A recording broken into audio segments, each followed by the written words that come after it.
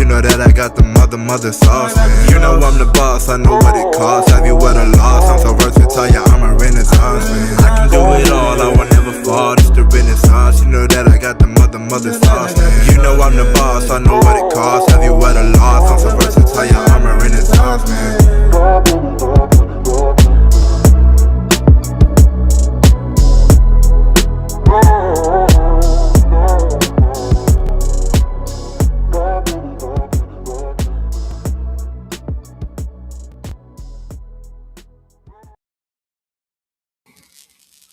What's good? What's good?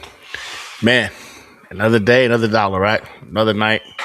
We're back in the hangar tonight, man. And yeah, it's gonna be an interesting one. It's gonna be an interesting one.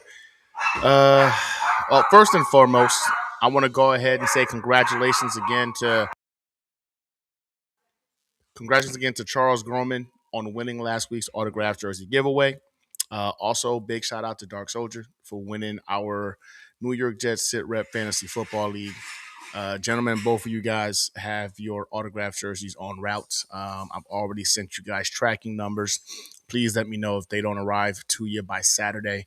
I appreciate y'all, man. Appreciate the support. Appreciate the love. Appreciate you guys freaking chopping it up with me, man, and hanging out. Miguel, I'm sorry, brother. It looks like, you know what I'm saying, he did wind up claiming his autographed jersey. So that was able to go out, but again, I appreciate you guys. Miguel, I see you in the building, man. What's good, dog? Nice to see you. Appreciate you, man, for being here. Dano, what's going on, brother? How you living, man? Nice to see you. Nice to see you. Infrared, Joe Klecko vibes. Yeah, brother, how you doing, man? I like that, actually. Joe Klecko. I didn't even think about that. Yeah, man, listen, it's crazy, man. You guys saw the freaking the thumbnail today, man. The state of the AFC East is wow. I mean, really, wow. It's one of those things where, um, really, if you just kind of like close your eyes, right? If you just close your eyes and imagine a division where every single team is in like a state of absolute unmitigated crisis, right? Just close your eyes and do that. And throughout this crisis, only one team that we all prayed was dead seems to be on the rise, and that's the AFC East for 2026. That's currently where we're at as a fan base. We're live right now in the hangar, man, and tonight we're just gonna talk about football, man. We're gonna talk about a collective mental breakdown from the Buffalo Bills to the Miami Dolphins, and while the Jets just kind of sit here in the corner, man, eating paste. It's like this weird state of repeat that I didn't think I would have to endure again in my lifetime, and yet here we are as a fan base going through it yet again. Now, some of y'all might not know what I'm talking about, but it's been one hell of an offseason thus far, right? I mean, between Buffalo's owner pretty much gone wild moment that he had at a press conference, you got Miami, you know what I'm saying, country club hiring, and then of course the Patriots resurrection, which blows my mind. Whereas the Jets, inexplicable decision to go ahead and stay with the coach that's got 3 wins, and honestly, it's going to be a long 2026. I don't really see any other way to kind of describe how painful this year's about to be for us. And it sucks to be pessimistic, right?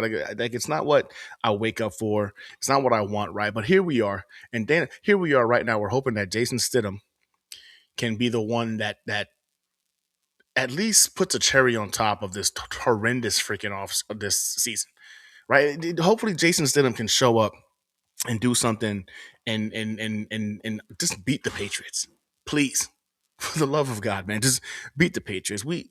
I can't fathom these guys going back to the Super Bowl and having to endure. I mean, I think they're going to lose. I think whoever makes it from the AFC is going to lose this year. I think it's going to be Seattle that winds up taking it. But my goodness, man, I can't see a situation where the Patriots go back to yet another Super Bowl. I can't do it, man. I can't. We can't as a fan base. We've been through enough, and this isn't the way. This isn't the way this season needs to end for us. It really isn't. But the AFC East, man, as a whole right now, it's in complete shambles. Like it's in complete shambles. Let's start with Buffalo. Like it's on fire right now. Buffalo is literally like burning. Okay? So Sean McDermott gets fired, right? You all know how this went down. He gets fired after what 9 years. yeah, I think 9 or 10 years, right? With the Buffalo Bills. I mean, winning record, you know what I'm saying? Made the playoffs damn near every year. They got like 5 years in a row. They won the freaking AFC East, you know what I'm saying? He's got his accolades. But somehow, someway you fire the head coach, but Brandon Bean gets promoted to like GM and president of football operations. Then you have this nuclear presser where the owner, Terry Pagula, I think his name is, talks about Keon Coleman, an active wide receiver on his roster, mind you, and about how they didn't want him.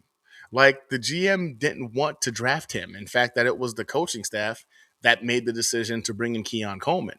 Now, an owner that's publicly throwing a 22-year-old player under the bus to protect his GM is unprecedented. You know, we heard Woody talk, you know, his shit when it came to freaking Justin Fields in regards to not being able to go ahead and play quarterback, et cetera. We've seen that. But I'm talking about threw him under the bus. Like, how are you going to sit there and talk about a player on your current roster talking about how you really didn't want, like, y'all didn't want him? We didn't want him. That was just something we did for the freaking coach. Like, you, the funny thing about it all is what makes it even funnier, right? Is that so that pressure gets done. And then a video pops up after the presser showing Bean, which is the GM, showing Bean was in fact ecstatic about Coleman's 40 time. Talking about, and I quote, and now that he ran a bad 40 time, that they could actually really get him because he went like a 4.57 or something like that. Like that video popped up all over the place. And now you got Brandon Bean being called a liar. I, the owner basically said, "Don't blame my buddy Brandon. Brandon, blame the guys that I just fired for this draft pick." Like, how does Keon Coleman even walk back into the locker room after that? Like, think about that. How does this young wide receiver who's already had a bad year, rough year, right, walk back into the locker room, hearing the owner of the team talk about how they didn't want him?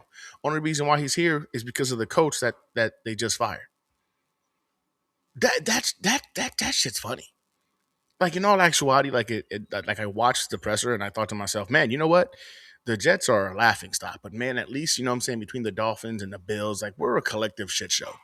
And that, I don't know, misery loves company, I guess is what it is. And it kind of seeing them go through that in essence kind of brought them comfort. And just how it's not just us guys. The AFC East right now is just a shit show. It really is, right? Like you got to think Josh Allen, who's an MVP caliber quarterback, let's just be honest, but he's in his prime right now. But he also just cost his team a much needed win in a weekend route to the Super Bowl.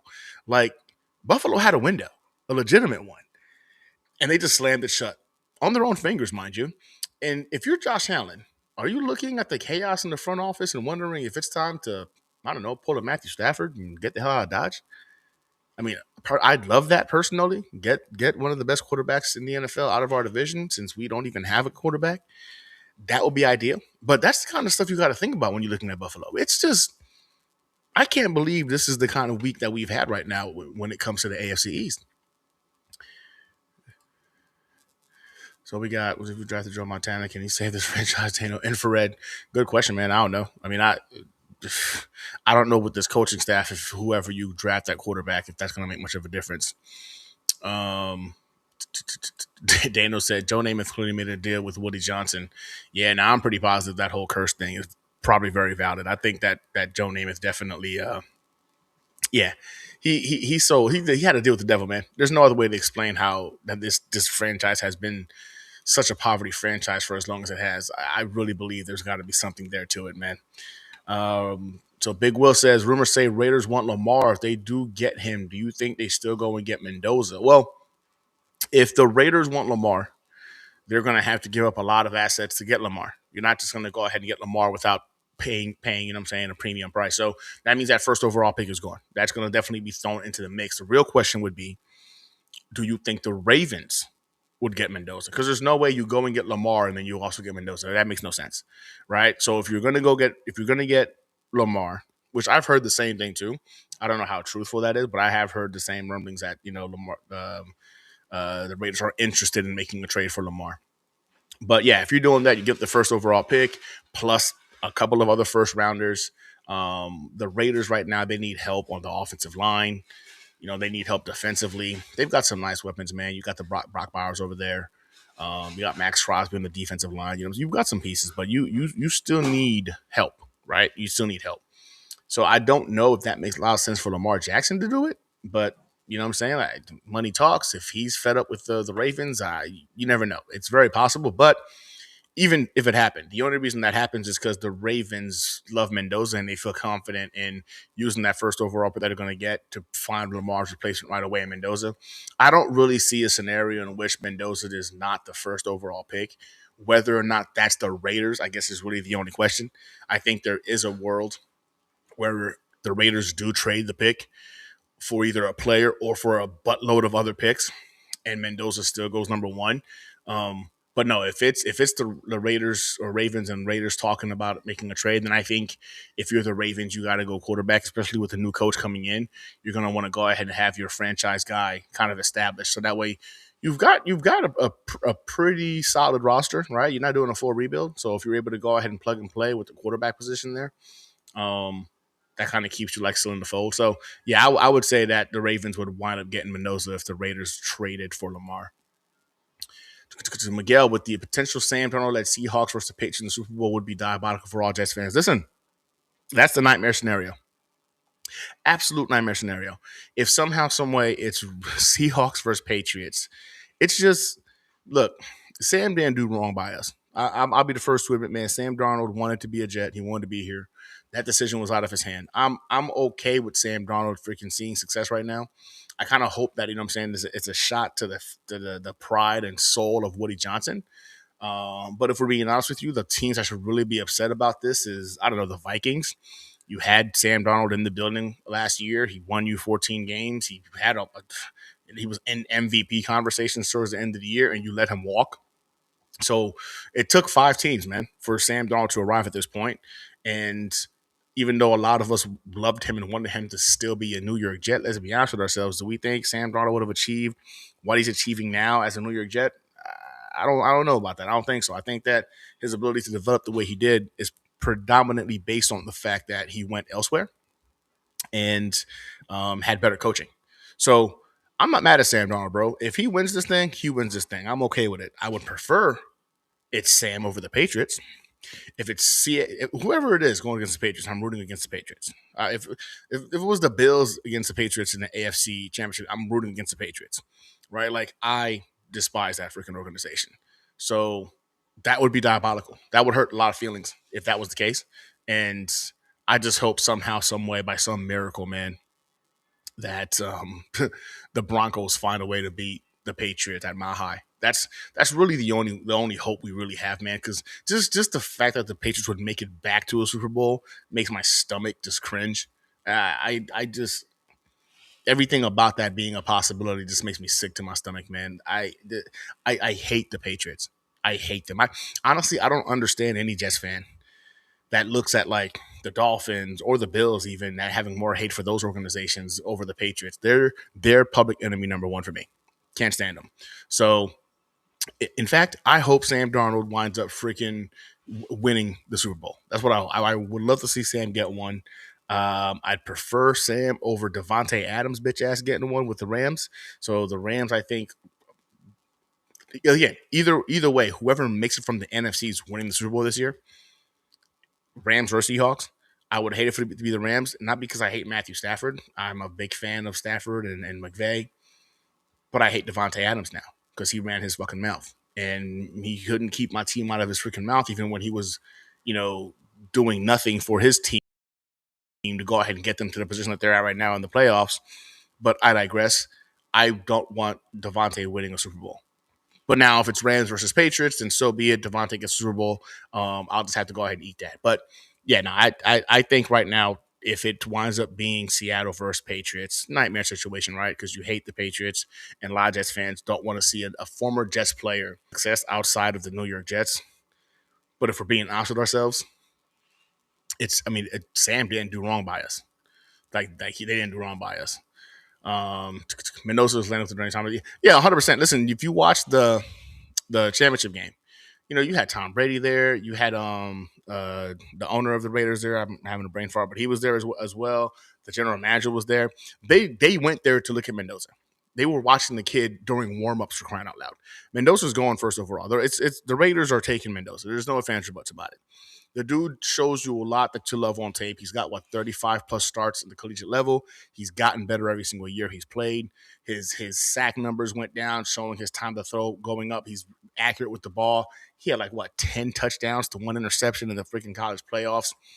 73 or 74% completion. Like, the dude checked every single box. And then he's a genuinely good dude, a dude you can make the face of your franchise. You know what I'm saying? He's a wholesome cat. So there isn't a doubt in my mind that Mendoza is going to be the first overall pick. And I would say there's a 98.9% chance that the Raiders have already made the pick. The draft officially starts with us as Jets fans, pick number 2, because pick number 1's already done.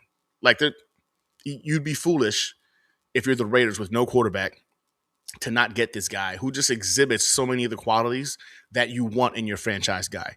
And granted, there's going to be more talented players next year's draft, right? In terms of the quarterback position. But are the Raiders going to gamble that they're going to have the option to be first overall again? I don't think so. So for me, I think it's a foregone conclusion, man, that Mendoza is going to be the first overall pick and that he's going to be a Raider. Raiders are already doing like TikTok videos of them singing that song, the Fernando, "Come Home Fernando." I don't know. This is a song something about Fernando. They're doing TikToks and stuff, so they're already preparing to have him in the building. Jets worldwide with the comment, "I hate the Dolphins more than the Patriots." That's crazy to me. That's crazy to me. The Dolphins are just as dysfunctional as well, not just as dysfunctional, right? But they're a pretty dysfunctional organization. They're not so much better than us that freaking they're much of a threat.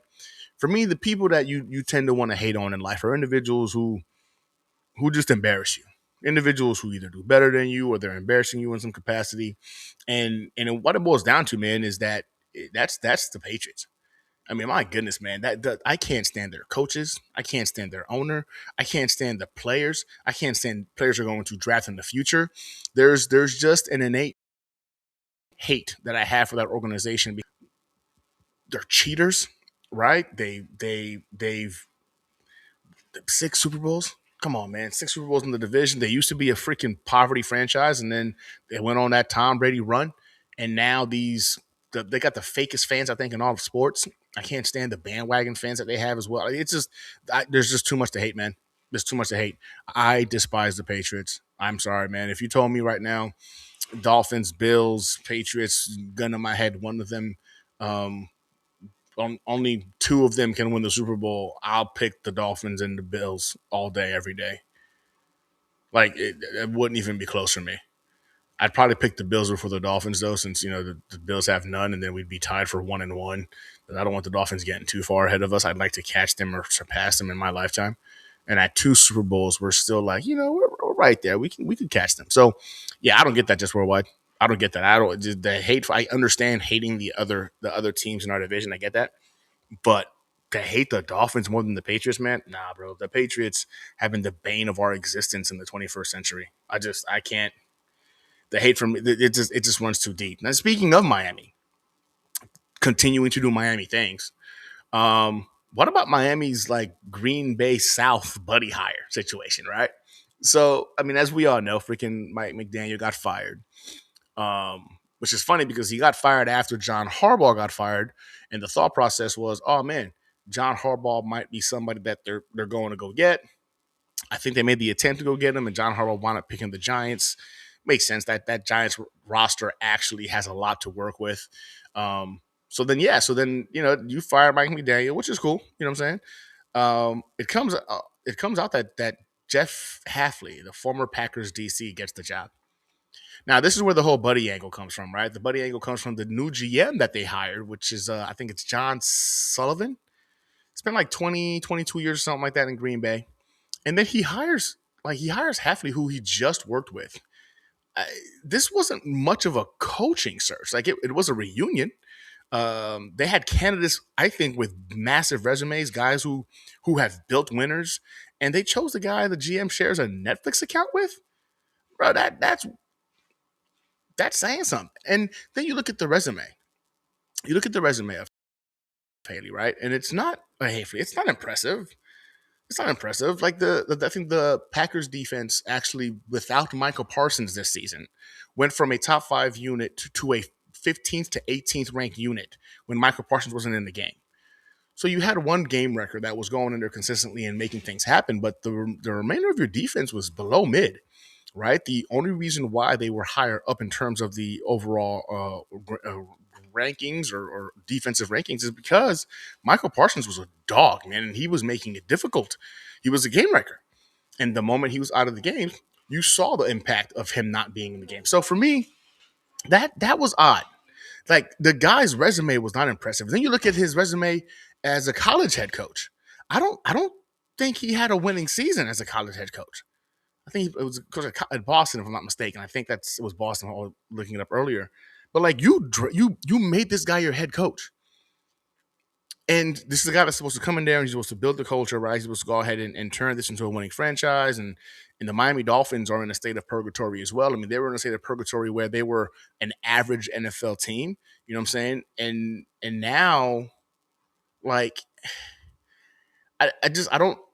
So you're gonna move off of Tua. That's obviously done, right? And the whole speed kills era, right? That was Mike McDaniel's thing. Speed kills. He found ways to go ahead and utilize the talent on his roster, offensively speaking. And I mean, we used to go ahead and mock Miami for being soft. Like that was the thing for Jets. We used to mock them for being soft, but now they're just becoming kind of familiar, right? Like they're prioritizing comfort, in my opinion, over a championship caliber resume when it comes to the head coach that they brought in. That doesn't make sense to me. Doesn't make sense to me. Now, again, not my problem. In fact, it's good for us as Jets fans, as for you, Jets Worldwide specifically. It's good to see them make these kind of mistakes.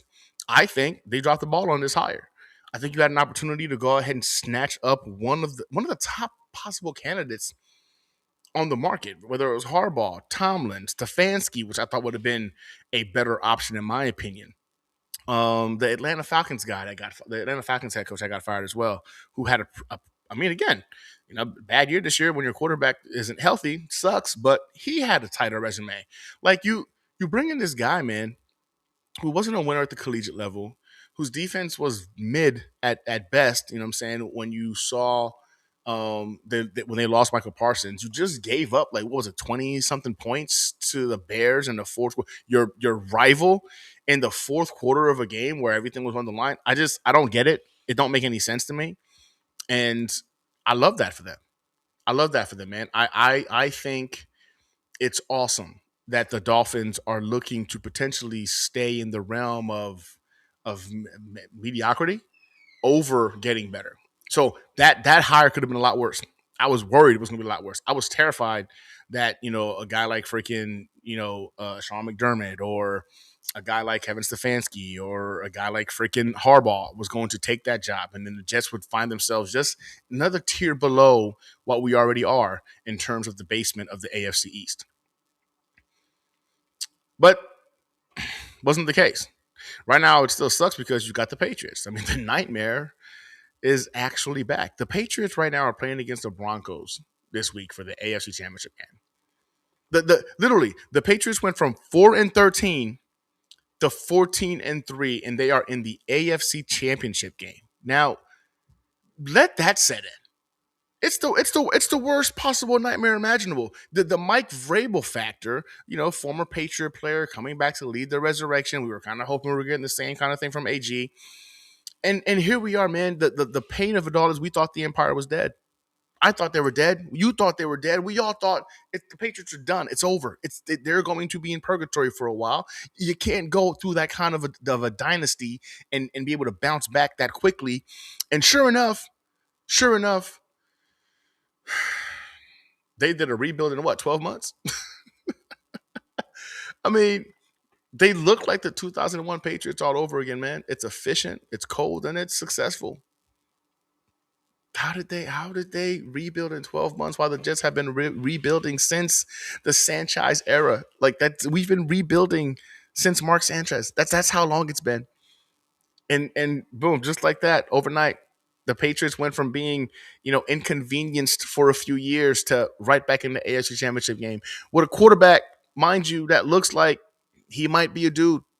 He might be a dude. Now I'm still in this realm of hopeful that maybe it's just because it was a surprise year, first year with the new offensive coordinator. Remember when Mac Jones did that? Mac Jones looked like he was going to be a dude, had that little Pro Bowl year. I'm hoping this is what this whole Drake May thing is, right? I'm hoping that's going to be his story. I mean, I'm telling you right now that the eye test tells you it's not. I'm just being hopeful as a Jets fan that it winds up being his story, man. I don't understand, man. I don't get what we did wrong as the fan base in the past life and the current life, whatever life, man, to go ahead and deserve this. But here we are. The Patriots are back. They're playing in the AFC Championship game this weekend, and it's the worst. It's the absolute worst. I can't believe this is something that we got to endure again with this freaking organization. Now, let's look at the Jet stagnation. Now, you would think, right, with Josh Allen in the division, with freaking Mike Vrabel coming into the division to be a coach, with these two factors, you're gonna need to bring your A game week in and week out because you got the coach for the Patriots and you got one of the best quarterbacks in football for the Bills. So you're gonna need to bring your A game always. Just went 3-14 this season. And we're officially keeping Aaron Glenn. There's no hope. There's no maybe they'll figure. Maybe after this person gets fired, they'll finally figure. No. He's staying. He's going to be the coach for this year. We had a bottom tier defense, record-setting interceptions allowed, an 0-7 start. We had 0 interceptions ourselves, another record that we now hold. We traded away the heart and soul of the team for draft capital. That's fine. That's cool. But why are we letting the guy who presided over the 2025 disaster drive the bus for the rebuild? I still don't get it. I still don't get it. I'm frustrated that this is even an argument. I just feel like there's a lot of common sense being bypassed when it comes to the thought process of keeping AG. And at this point, acceptance is all we got. You know what I'm saying? Like I could sit here and I could just go ahead and talk about how he's going to be better or we can get better. But the truth of the matter is right now we're in a state of purgatory and we've got assets to legitimately build this team. And we're given the keys to Aaron Glenn, who we've seen enough bad football as Jets fans to just know the guy don't have it. He doesn't have that gene in him. He don't got that head coach gene in him. But we're going to be patient. Per Woody Johnson, he wants us to be patient. And I got to say, man, there's a difference between patience and negligence. And right now, we are watching our rivals either implode or ascend, which sucks to say the ascend part. And we're just existing. Like the Jets just exist. We're just here. We're currently trying to find some optimism in a situation that feels like a beautiful sports car being driven by a guy who doesn't have the keys for next year. The Jets are in one of the most bizarre, like, purgatory positions in NFL history, right? So you have the most draft capital and top 3 cap space. Yet you're trying to hire a defensive coordinator for a head coach that's kind of on the hot seat, right? Aaron Glenn, whom, I mean, everyone expects to be gone by Black Monday. I'm just being honest with you. I don't think he's going to make it past 8 weeks next season, but he's getting fired. He's going into this season on the hot seat. We all know it. I know it. You know it. And guess what? Every coordinator imaginable knows it. Look, this is how does the Jets navigate a lame duck offseason without lighting the future on fire? How would a coach do that? How would a coordinator do that? Knowing, like, okay, I'm going to go be the Jets coordinator, but Aaron Glenn, I mean, the fans want him fired. You know what I'm saying? Woody Johnson stopped going to games the last, like, month of the season. You know this dude's on a hot seat. You know there's a very short leash. So it's a problem. It's a 1-year problem. So it's not a secret. High-level candidates are not going to be intrigued by this. So Wink Martindale right now and Jim Leonard are the big names being, like, passed around. And even they're hesitant to take the DC job, right? Like, you've heard they've been talked to, they've been interviewed, all this. You've heard all this good stuff. But they're even, like, hesitant to just say, like, boom, I want the job. I'm going to take this job. Like, why would a top-tier coach move their family to Florham Park for a job that likely expires in 11 months? Because let's be honest here. Like, somebody said it beautifully, man. AG is sitting on a volcano, bro. Like, he's not going to have a long leash. And any coordinator worth a damn realizes this, which is why the top 2 guys in Wink Martindale and Jim Leonard haven't signed on the dotted line yet. You haven't heard the announcement yet. What are we waiting on? They're the only two. Apparently, we've heard of other individuals already said, "Nah, I'm good. I'm gonna pass on doing an interview with you guys because they understand the situation." I just, I think, I think the move, right? So we got to stop chasing names. At this point, we got to be realistic with ourselves, right? In this infrared, it's a volcano season. Um, you got to get a viable coordinator here. The Jets have to offer a multi-year guarantees that outlast Glenn's contract, or look at maybe a risky up and comers who need the play calling experience, because that's what you're going to have to do to get somebody in the building. You're going to have to go ahead and give away some substance so they're willing to take the risk of walking into the building.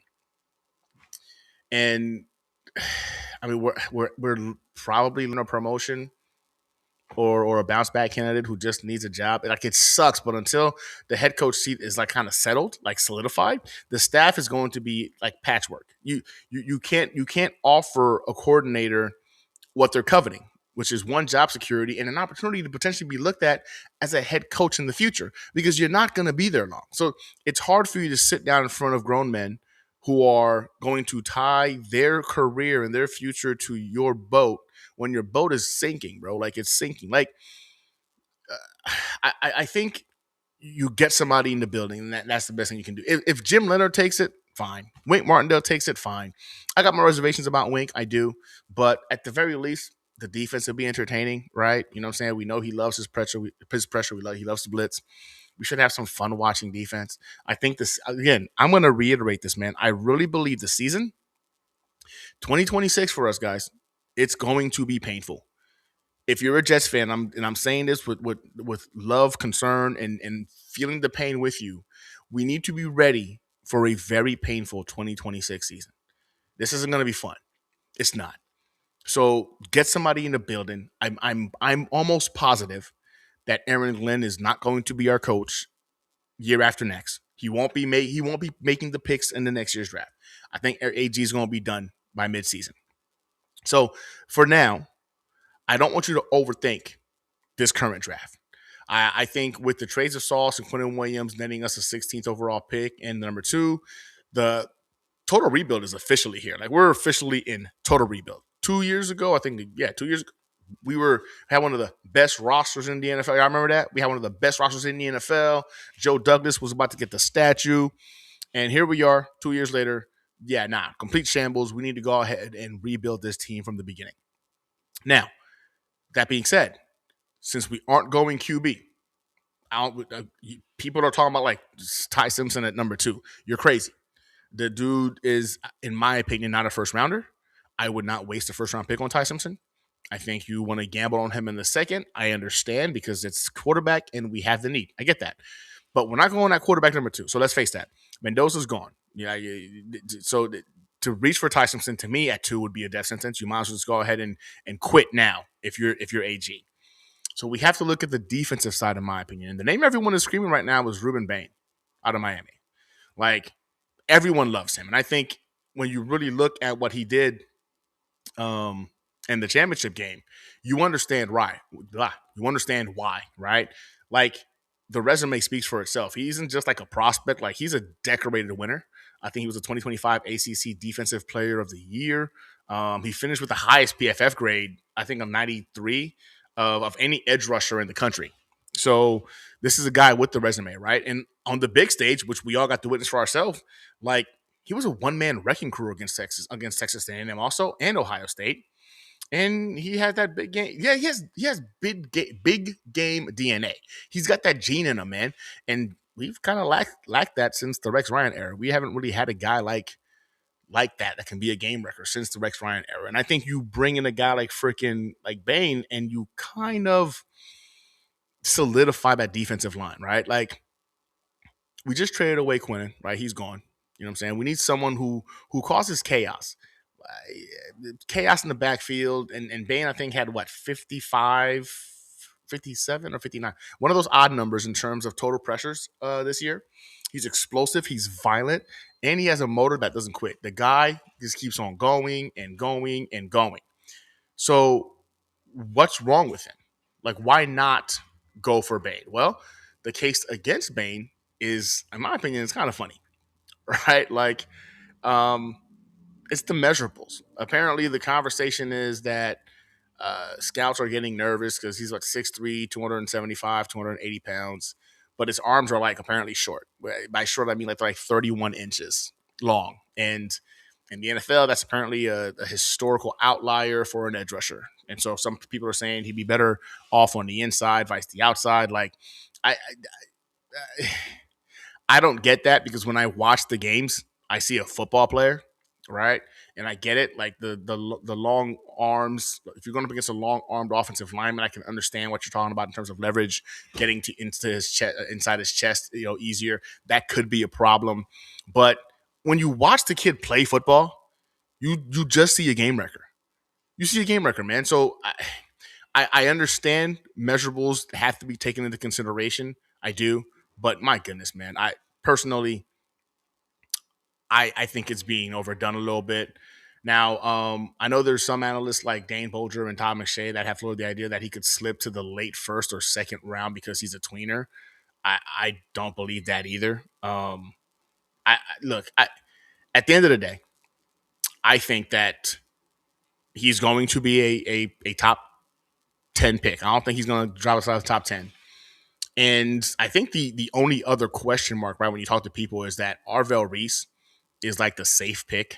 Um, uh, I just I'm not mad at that, right? Like Arvell Reese he's like the mold of that hybrid linebacker edge rusher. He's like 6'4", 240, 250 pounds. And he just kind of fits the modern mold.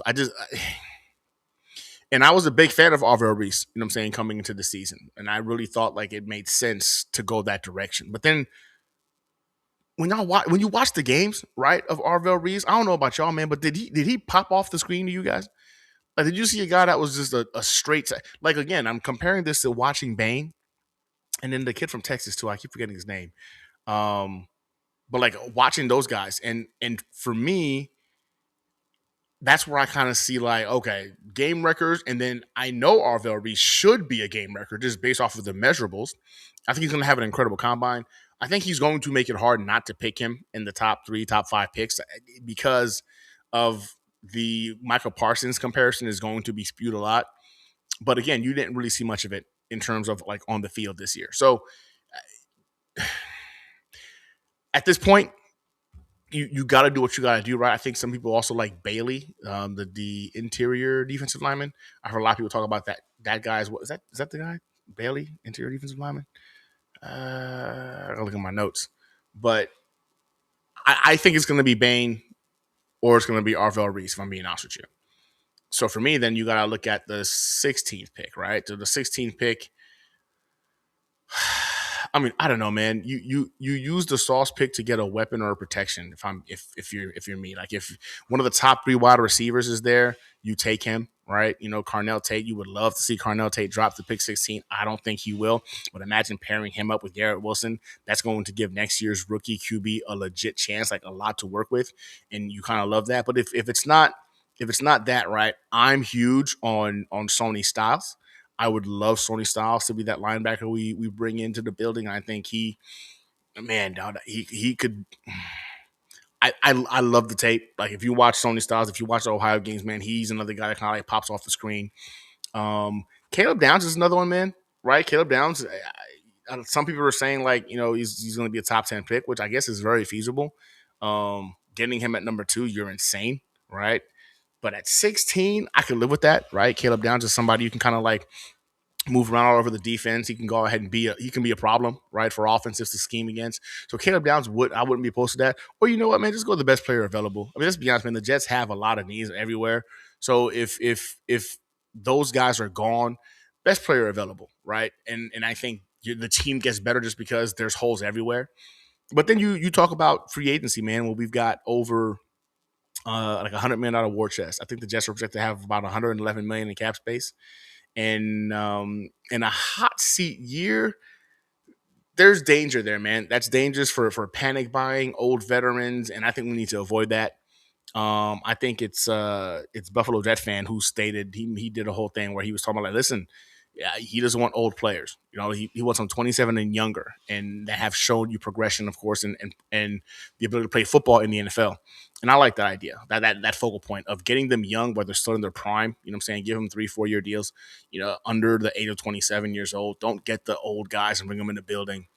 There's, I think, what right now some people are talking about like the wide receiver George Pickens is apparently his name's being floated around because you got a true X wide receiver who can win those 50-50 balls. So if he hits the market, he's going to get paid. So if you're not looking to grab somebody in the draft, George Pickens makes a lot of sense. But this is a guy you're not going to also you bring in because he's going to be part of the culture building process. So, and I don't know if we're there yet to where you bring in the George Pickens because he's going to be the piece that pushes you over the top. I wouldn't do it, but you're hearing a lot about George Pickens on the offensive line. I know we all want freaking uh center out of for the Ravens. That's about to be a free agent. Wow, man, it's been one of those days, guys. So I think Wyatt Teller's also out there. Braden Smith. The interior of this line that definitely needs some nasty veteran presence. Somebody who's not going to cost us a bunch in penalties. We've got the money to overpay for protection if we need to. Again, get these guys gelling this year. So next year when you draft your freaking quarterback, your offensive line is solid. But Linderbaugh, the center from the Ravens, I want him. I want him by all means necessary. If you got to pay that dude, I don't care. I want him. I think the dude is one of the best interior offensive linemen in football. And the Ravens, I think, made a huge mistake not extending him in season if you weren't going to pick up his 5th-year option. So now you're going to have to go ahead and battle other teams for him to just have the money. Snatch that kid. Talk about securing the interior of your offensive line. Snatch that kid. You got the stud tackles, a stud center. You can go ahead and work with some average, guards. Now, I still think Elijah Vera Tucker winds up getting a freaking offer to come back. I don't think he's going to get the big time offer, which would suck because I think another team would probably pay him the big time offer. But you try to bring him back, and you've got a legitimate chance at having a top 5 offensive line. I know he's not going to give you a full season of games. It's just not in them. But I think ideally that's somebody you need to make the room for. And I would pay AVT. I would. A good character guy. The injuries have sucked, but the boy can play. But Linderbaum is now becoming a concern because I think you look at the Giants, they just got John Harbaugh. He knows the guy. There's a relationship there. The Giants are going to want to work on building up that offensive line to keep Jackson's dart upright. So I think we're going to be competing with Linderbaum for his services. Ultimately, I think we can pay more, but he's got the relationship with the freaking Giants, so that could be one that we might up losing out on, which would suck. So I'm knocking on wood, man. I'm going to kind of manifest that we wind up bringing him into the building. And then I think on edge-wise, man, again, if you want to go ahead and kind of secure so you're more flexible in the draft, I like Trey Hendrickson. His contract is up, right? And again, Quinnen's gone. The pass rush is toothless. Hendrickson provides instant credibility, right? You're talking about a guy who's still young enough, who's still an impactful player. You bring him into building, and yeah, you add some tooth. Look, Will McDonald's a situational pass rusher, man. The guy's not much help for us in terms of stopping the run. We already know that. He doesn't set the edge well. JJ, man, Jermaine, I don't know what's going on with him. I don't know if it's just a bounce back from the injury, which is very plausible. That's why he just looked off this whole year. But you can't take a risk going into next year, without adding a less solidified dog in the edge. And again, if you do it in the draft, fine. But again, a guy like Trey Hendrickson, who's been doing it in the league for a while, I think warrants a conversation. And again, it adds instant credibility to that defense as well. And man, I'm telling you, if I'm with you right here, Paul, you're talking about Linderbaum going to the Giants. I think that's very possible. I really do. I think right now we can be hopeful, but again, you're talking about a better situation as well. You're going to go with Harbaugh. Now, again, I don't know if he loved Harbaugh, if he didn't love Harbaugh. You no idea, right? But you would assume the relationship was good. It seemed like with the players, the relationship was good. And man, or maybe he'll be pissed off. What if Linderbaum is pissed off because they didn't freaking offer him a contract while he was still in the building, or they didn't pick up his 5th-year option? Like, he might have some animosity as well and say, you know what, F you, I'm gonna go across the field to the Jets because you had your chance at me and you didn't want me. That might play in our favor as well because I think we're gonna go for him hard. Like if Muji or even AG are involved in this process, I think you got to look at the interior of the offensive line and realize this dude is a massive game changer in terms of how much he can add value to the O line, not just for the running game, but for your future quarterback. So I would argue that Linderbaum is probably going to be one of the most sought after free agents in this draft class. I'm sorry, in this free agency period. And if he has a chance to go ahead as us and the Giants, hey man, we wanted you from jump. We've been trying to get you from jump. They had you and they were willing to let you walk. Hopefully that plays in our favor, right? That would be ideal. Again, that's probably just me trying to manifest something. I don't know. I don't know if that's really the case. Man. Let me see. So Miguel says, I'm all in for David Bailey. Yeah, I attend Texas Tech and watch all the Red Raider games this year. He's an absolute beast. Yeah, no, he's a monster too. Bailey's come up a lot as well in a lot of conversations. I'm seeing it all over Twitter. I'm seeing it in other Jets content creators. He's liked.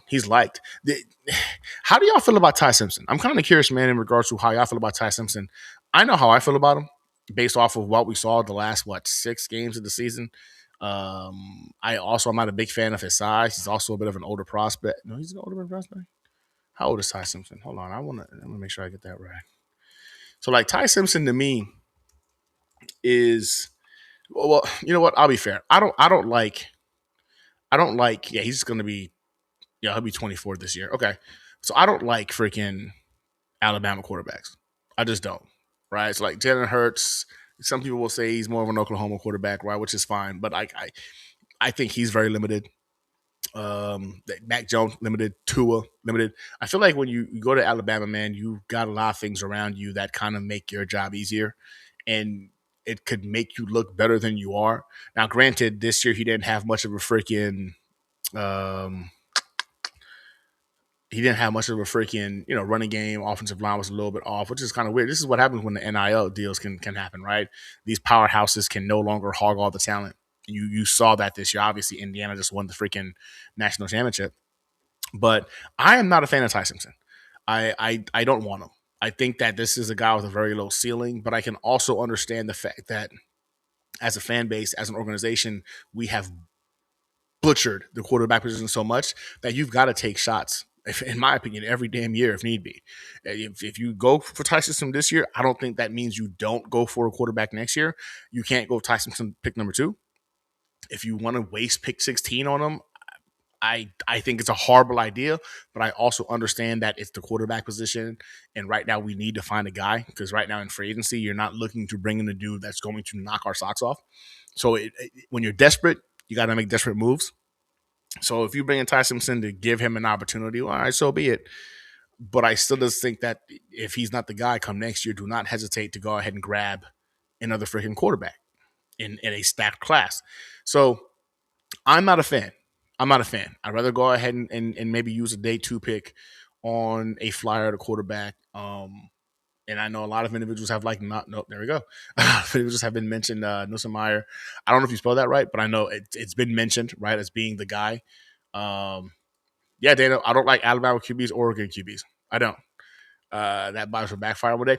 And if I ever see a Alabama QB or an Oregon QB actually light up the league, maybe I'll look at Justin Herbert, Oregon QB, way overrated. Justin Herbert is extremely overrated. I think he's going to go ahead and wind up getting McDaniels fired probably next year because everything's always everyone else's fault but Justin Herbert's, which blows my mind. But Oregon QBs, bro, they haven't done anything. Mariota, I think Mariota was Oregon QB. Actually, yeah, let me go ahead and how many Oregon QBs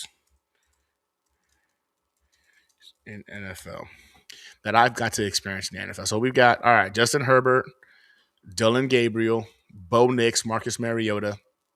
Yeah, I don't think any of these guys are impressive. Like Bo Nix, all right, man, you got Sean Payton, man, and you've been an above average quarterback this year. I don't think any of these guys are franchise guys.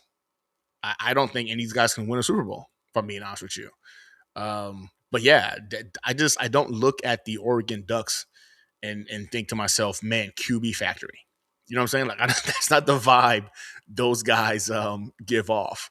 Um, but yeah, but same with Alabama quarterback. I know Joe Namath was the guy, right? Like he was our guy. I get that, but if you ever look at Joe Namath, like statistically speaking, like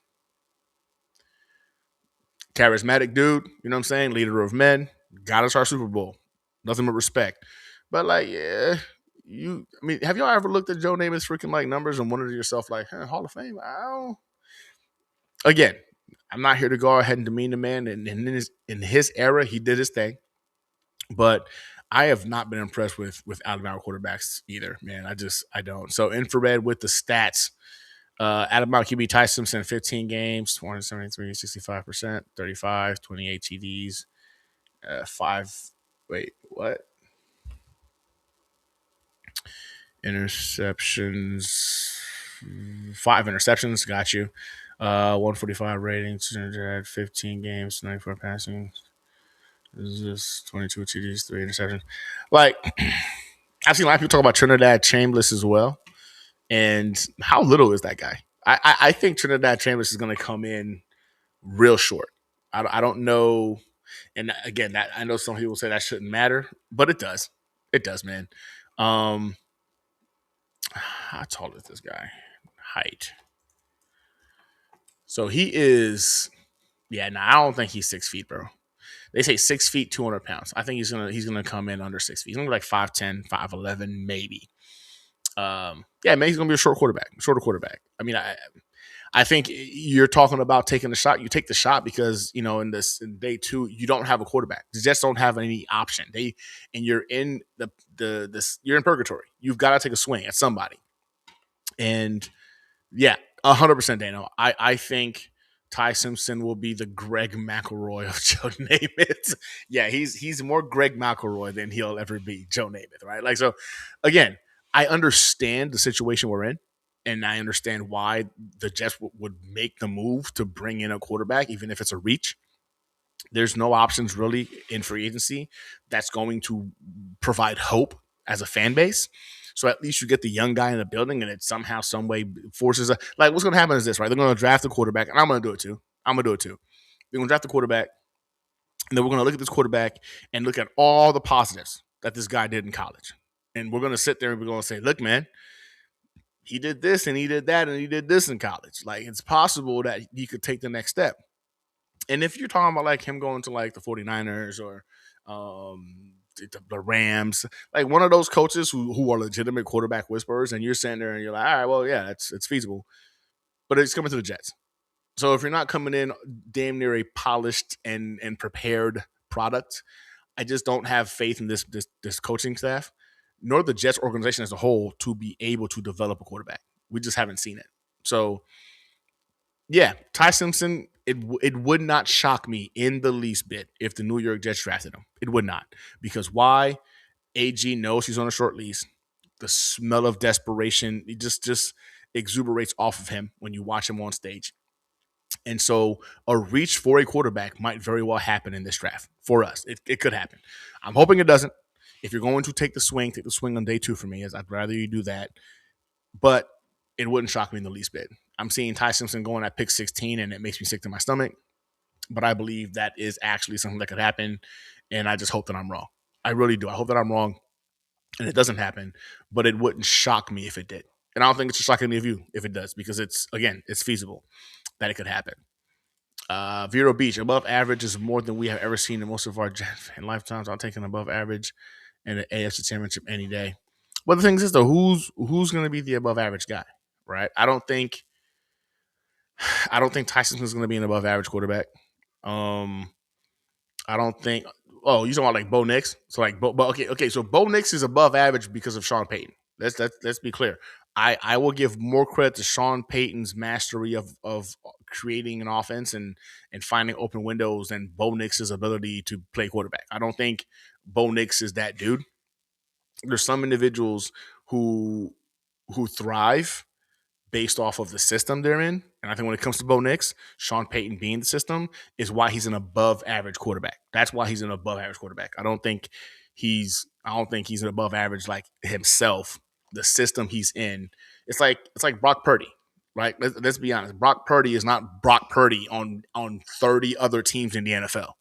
Brock Purdy is Brock Purdy on the 49ers because it's the 49ers, right? I mean, literally, Jimmy Garoppolo apparently is like one of the has a ridiculous stat line being a quarterback in that system. So Shanahan is just different. That dude, I could probably go play quarterback for the 49ers and get a second contract because Shanahan's that guy. So Brock Purdy, Bo Nix, those guys are huge benefactors, I believe, of the scheme and the system that they're in and their coaches. So Bo Nix on the Jets, I don't think he's far from Justin Fields. I really don't. I wasn't a fan of him coming out of college either, and I'm not a fan of him even in the NFL. And I mean, how do you freaking break your ankle right now? And now we have no hope of potentially beating the damn Patriots. When I was willing to root for this freaking this dude, I was willing to root for this dude, but now I got to root for Jason Stidham. It's a travesty. Paul Bryan goes, I know there's a lot of people being thrown under the bus lately in the NFL. As Michael Caine said, we're going to need a bigger bus. Yeah, nah, man. A lot of names being dropped, people pointing fingers, man. It's been a weird offseason in regards to how much accountability is definitively not a thing, apparently. Everyone, it's that person's fault, that person's fault. And it's kind of funny, man. But yeah, need a bigger bus because people right now are not afraid to throw. It's everyone else's fault but their own that things are going awry. But this generation, what can I tell you, man? Infrared, honestly, I would take Trinidad over Tyson Simpson. They're a bust for us. You're 100% right. I think if you're going to take the swing, just go ahead and take Trinidad over Tyson Simpson, man. Because I think they're both going to give you equal value in terms of bust rate. And Trinidad's going to come at a much less of a price than Tyson Simpson would. So yeah, I'm okay with either or as well. I'm with you. I don't think either one of those guys are going to be the savior for this franchise. And I think we'll be looking at a quarterback next year, no matter what, with a new coaching staff. So grab either one of those guys if they want to. At the very least, what it'll do for us as a fan base is to give us the hope factor, right? Like we'll hold on to the positives of what those guys have done collegiately and kind of bypass the fact that we've been here before and know how it's going to turn out. And it's hope. It gives you hope. That's what getting a franchise potential quarterback in the building means to the fans and to the organization. It's all about hope. Papa Miguel, outside of Mendoza, there is no day one QB. No, there's not. No, there's not. And I'm with you, man. I think that's why I think I'm looking at this season. It's gonna suck. It's gonna be painful, and I'm okay with it because I understand at the end of the road next year, it's a franchise quarterback. Because I think we're going to finish in the top 3. Dare I say, number 1 pick in the draft next year. Because the Raiders are going to get Mendoza. I think they'll be better, right? You got the Giants who are going to have Harbaugh. They'll get better. We're keeping the worst coach in the NFL. The Browns are going to get, new coaching. They'll be better, right? Somebody like Stefanski, who was actively trying to go ahead and, I guess, impede his quarterback from succeeding. You're not going to see that from the Browns next year. The Jets have if I had to bet now, which I'm probably going to put a bet on it, like when the odds come out of who gets the number one overall pick in 2027 season, I'm going to put the Jets. I really think the Jets are going to be top 3, if not the number 1 overall pick next year. So my coworker today, we have to draft a QB every year, no matter what round it is for the next decade. Yeah, man, until you find one. Infrared, I ain't even mad at that, man. Until you find one, I would do the same thing. Because I feel like at this point, you're consistently in purgatory, like until we find a way to go ahead and get a quarterback. And if you don't got the quarterback, you don't got nothing, right? So if we've got to go ahead and keep doing it, we got to keep doing it. Keep doing it because it's not going to matter until you find a guy. It just won't matter. Jets should draft Cole Payton from North Dakota on day 3. I won't lie to you, Miguel. I'm not up on Cole Payton. I'm going to assume that's a quarterback. I think maybe clarify for me, but yeah, I have no clue who that guy is, so I can't even pretend to go ahead and speak on him. Stack says Infrared no QB this year. I think they're going to do it, Stack. I do. I think they're going to go ahead and take a shot at a guy on day 2. I really do. I don't think they're going to go ahead and not grab a QB in this draft. Who it's going to be is the only question. But I think between rounds 2 and 4, you're going to see a quarterback for the New York Jets. You're right, but to be honest with you, even though if we were to snatch up Mendoza, I didn't want him to start for 100% infrared. I don't think Mendoza would could have came into this situation. Again, I don't trust this coaching staff and succeed. Like if we drafted Mendoza, let's just say we had the first overall pick. There's a very real chance the New York Jets are letting Mendoza go to a different team in 3 or 4 years. And he'd be considered a bust, right? But people wouldn't call him a bust really because they would say, well, it's the Jets. This is what they do. They chew up quarterbacks and spin them out. And then they'll use like Sam Darnold, who it took 5 years to get, I guess, better. But apparently it's our fault. I'm saying like you'll see those kind of comparisons. And Mendoza will get a contract with somebody else because he was drafted by the Jets. It's not his fault. It was the Jets' fault. And I believe that's the case. I think that if Mendoza came here, we as a fan base would expect him to go ahead and be the savior. I'm not gonna lie to you, that's what happens. We just assume if you get a franchise guy, right, he's gonna come in here and be the savior, and he would struggle because the foundation around him isn't real, the coaching around him isn't real. So in all actuality, man, he's a good kid. Hopefully the Raiders put the right pieces around him because they're also kind of a organization. Um, and yeah, we weren't ready for Mendoza. We're not ready for a franchise quarterback, guys. We're just not. I think next year, if we utilize the assets we have this year correctly, and then we freaking use the 200 million we're going to have next year to go ahead and finish adding those assets, then we can talk about drafting a quarterback first overall because that dude should be coming into a legitimate situation where you've got the combination of assets from your draft picks and the cap space in the building, and hopefully a coach that can go ahead and coach them all. Drake May could get to the Super Bowl before that. It's very possible. And if we're being honest with ourselves, Jets fans, as much as it sucks, the Patriots are probably going to the Super Bowl this year. They probably are, man. This was the easiest route to the Super Bowl possible. You look at the Patriots' schedule, which was a joke all season, right? They capitalize on a Justin Herbert who is a no-show every season in the playoffs. The guy can't play playoff football. Then they capitalize against CJ Stroud, who apparently believes throwing the ball to the other team is the correct way to win football games, while literally hindering an elite defense that kept them in the game all game. I don't know why you don't go ahead and go to Davis Mills in the second half. I'll never understand that. You don't want to hurt the quarterback's feelings. He sucked. He was literally throwing the game away, and you kept them out there. To each their own, but the Texans had a chance to make it to their first Super Bowl this year. All they had to do was bench CJ Stroud. I really believe Davis Mills, with that elite defense of the Patriots, would have won that game. That pick six, if you think about it, was the biggest. That was the deciding factor of that game. That's where it became insurmountable. I would have benched freaking CJ Stroud, put in Davis Mills, and the Patriots would have lost that game. They would have lost. They would have. But CJ Stroud played for the Patriots that game, and they won because of it. And then now you're going to go ahead and face off a Broncos with a quarterback that hasn't thrown a pass since 2023. The Patriots are probably going to the Super Bowl, and it sucks to say that out loud. We're all going to hope that the Broncos find a way. We're all going to hope that Sean Payton finds a way. But I'm not betting. I'm not betting on the fact that it's probably going to be the Patriots, man, in the Super Bowl, and that sucks. Dano with the don't forget to hit that like, and I appreciate you guys. Look, man, the struggle's real. It really is, man. Like it's hard to build a culture when the architect in this case is Glenn, and he's on a 1-year lease, right? Like he's on a 1-year lease, but however, the roster is a blank slate. It's a blank slate. Now, if I'm Darren Muji, I'm building this team as if the next coach is already here.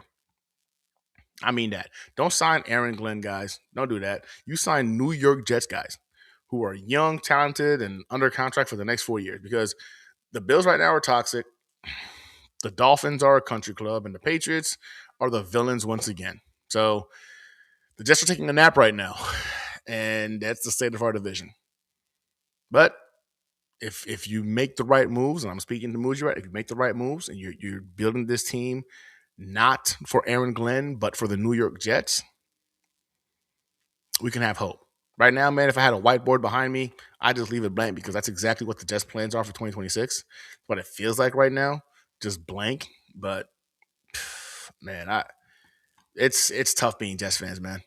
It's tough. It's gonna be a tough year, guys. Tough year. Infrared said it best, man. I had 22 of you guys in here, man. Just 15 likes, man. Pound that like. It's free. I appreciate y'all. We are this close to getting the 2,000 subscribers. Once we get there, we're going to be doing a Joe Namath giveaway. One lucky subscriber of the first 2,000 will be the winner of that. I will be mailing you not just the jersey, but also a nice freaking display case for the jersey, as well as a thank you for 2,000. It's huge, bro. It's huge. Getting there is going to be awesome, and I'm looking forward to getting there. I think right now, I looked last time, we're like 90 people away, 90 subscribers away. So, again, for those of you that are not subscribed, that are watching, do me a favor, man. Don't forget to like, subscribe to the channel. You know what I'm saying? We do giveaways all the time. You know what I'm saying? Maybe you get a chance to be a part of the Fantasy Football League next year. Again, it's free entry for individuals that are subscribed to the channel, and you get the opportunity to potentially win an autographed jersey by season's end. So, again, this has been the Hanger, man. That's the hangout for the night. Tell me in the comments if I'm being too harsh or if you're just as fed up as I am about what we're seeing right now with the New York Jets. Man. Nah, you're right. We've got a lot of assets. The problem is we're run by asshats. That couldn't be said any better. And at this point, man, goodness gracious, all you can do is hope. All you can do is hope. So I'm sitting here tonight, and I'm telling you guys, I don't know what it looks like. Cole came back with QB at North Dakota, rushed for 777 yards, 13 TDs, 2 for 2, 16 runs, 72. Golly, okay. All right, Cole Payton, I'm going to look him up. That's exciting, a mobile quarterback that can actually throw the ball. That'd be nice. At this point, you gotta throw some, what do they call it, dart throws, right? Throw some dart throws and hopefully something hits. That could be somebody who's exciting. Maybe he's our version of Jalen Hurts. I don't know. Again, you'd have to have the coaching staff in place for it to make sense. And we don't know if we've got the coaching staff. So that part is the problem. But I'm gonna look him up. Cole Payton. That's actually some nice numbers, man. Those 13 TDs on the ground. Golly. All right. Infrared. I actually pounded the table for Vrabel, and most of you guys did too, for him to be our head coach. Woody Johnson whiffed again like a fucking moron. 100% correct. 100% correct. Now, I think we all knew Mike Vrabel wasn't going to come here the moment the Patriots job became available.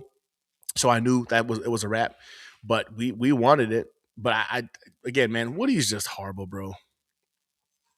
He's just horrible. But I also think that he was never truly going to come here. I think when he started showing interest in that Jets job, it was big. And here we go, Stack just said as well, that he used it as a stepping stone. I think that's what happened. We got a bit of the Belichick treatment with Vrabel in terms of like, yeah, and then boom, bounce to the. I feel like that was Vrabel's version of that, right? Talking about coming here for the interview, all that good stuff. But he knew what he was doing. He was going to the Patriots, and he was hoping that the rumblings he was probably hearing about them being upset about Mayo was true. And he kind of forced the button on that one. But let's be honest, man. Woody would have probably found a way to mess that up anyway, because it's Woody Johnson. One thing you gotta admit about the Patriots owner, bro, is that the dude doesn't care. He cares about winning more than he cares about his pocket. And we can't say that same thing about Woody. So until we get new ownership, man, we're probably going to always be in this state of purgatory. And that just sucks to have to say that out loud, because Woody Johnson's a problem. He's a problem. All right, y'all, I'm signing off, man. Listen, to those of you guys that are going to be in the path of this freaking winter storm, man, hey, stay warm, stay off the road, stay safe. Hope to see you guys next week in the hangout as well. We're expected to get snow and ice out here in Houston, Texas. These people freak out whenever there's a little bit of a sprinkle of snow.